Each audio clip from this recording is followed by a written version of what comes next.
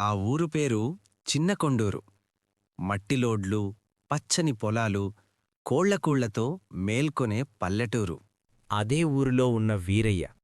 పేద కుటుంబం, మధ్యలో ఆగిపోయిన చదువు, ఇంట్లో ఆశగా చూస్తున్న ఒక తల్లి. పనికోసం తిరిగినా దొరకని రోజులు అతని మనసులో బాధను పెంచుతున్నాయి. ఎవరిమీద ఆధారపడకుండా నా కాళ్లమీద నేనే నిలబడాలి. ఆ ఆలోచనతోనే అతని రోజులు ముందుకు సాగుతున్నాయి. ఒకరోజు పనికోసం పట్టణానికి వెళ్లిన వీరయ్య బస్టాండ్ దగ్గర జనంతో నిండిన ఒక చిన్న టీ కొట్టుని చూసి ఆగిపోయాడు. టీ కప్పుల్లో ఆవిరి, మనుషుల ముఖాల్లో సంతృప్తి. అదే దృశ్యం అతని మనసులో ఒక ఆలోచనగా మారింది. మన ఊరిలో ఇలాంటిది లేదు. చిన్నదైనా పెట్టి నిజాయితీగా చేస్తే చాలు. ఇంటికి వచ్చాక ఆ ఆలోచనను తల్లికి చెప్పాడు. ఆమె కళ్లలో భయం, కాని ఆశ కూడా. డబ్బు ఎక్కడ్నించొస్తుందిరా నాయనా? నా బైక్ అమ్మేస్తానమ్మా.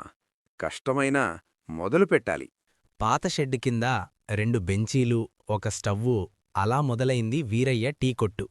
పెద్ద ప్రారంభం కాదు, కాని గట్టి నమ్మకంతో మొదలైన జీవితం. ఊరివాళ్లు వీరయ్యని ఇలా అంటారు. ఈ టీ కొట్టుతో ఏం సంపాదిస్తాడు? ఒక నెలలో మూసేస్తాడు. వీరయ్య వాళ్ళన్నమాటలు పట్టించుకోకుండా టీ పోశాడు. వీరయ్య టీ తక్కువ ధర, పాలు నీళ్లు కలపడం లేదు, చిల్లర ఖచ్చితంగా ఇవ్వడం, అదే అతని గుర్తింపయింది. రోజులు గడిచే కొద్దిమంది అలవాటయ్యారు. బాబూ, నువ్వు నిజాయితీగా ఉన్నావు బాబూ. నిజాయితీ లేకపోతే డబ్బున్నా లేనట్టే. వర్షాలు పడ్డాయి, జనం తగ్గారు, కొన్ని రోజులు అమ్మకమే లేదు. అయినా వీరయ్య టీకొట్టు మూసే ఆలోచన చెయ్యలేదు. తల్లి బాధపడుతున్నా అతని నమ్మకం మాత్రం నిలబడింది. ఇంత కష్టమా నాయనా? కష్టం తట్టుకోలేకపోతే గౌరవం రాదమ్మా. అప్పుడే ఒకరోజు ఊరిలో కలకలం. రోడ్డుపై ఒక వృద్ధుడు స్పృహ తప్పి పడిపోయాడు. చుట్టూ జనం గుమిగూడారు, కాని ఎవ్వరూ ముందుకు రాలేదు.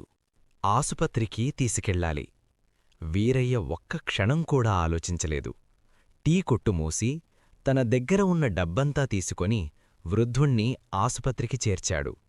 ఆ వృద్ధుడు బతికాడు. అదే క్షణం నుంచి ఊరి చూపు మారింది. ఆ ఊరి పెద్ద వీరయ్య అని పిలిచి ఇలా అంటున్నాడు. వీరయ్య, నీది చాలా పెద్ద మనసు. నేను మనిషినే అయ్యా, అంతే. ఈరోజు వీరయ్య టీకొట్టు ఊరిలో గుర్తింపుగా నిలిచింది. డబ్బు కన్నా ముందే గౌరవం వచ్చింది. చిన్న పనైనా నిజాయితీతో చేస్తే గౌరవం పెద్దదిగా వస్తుంది.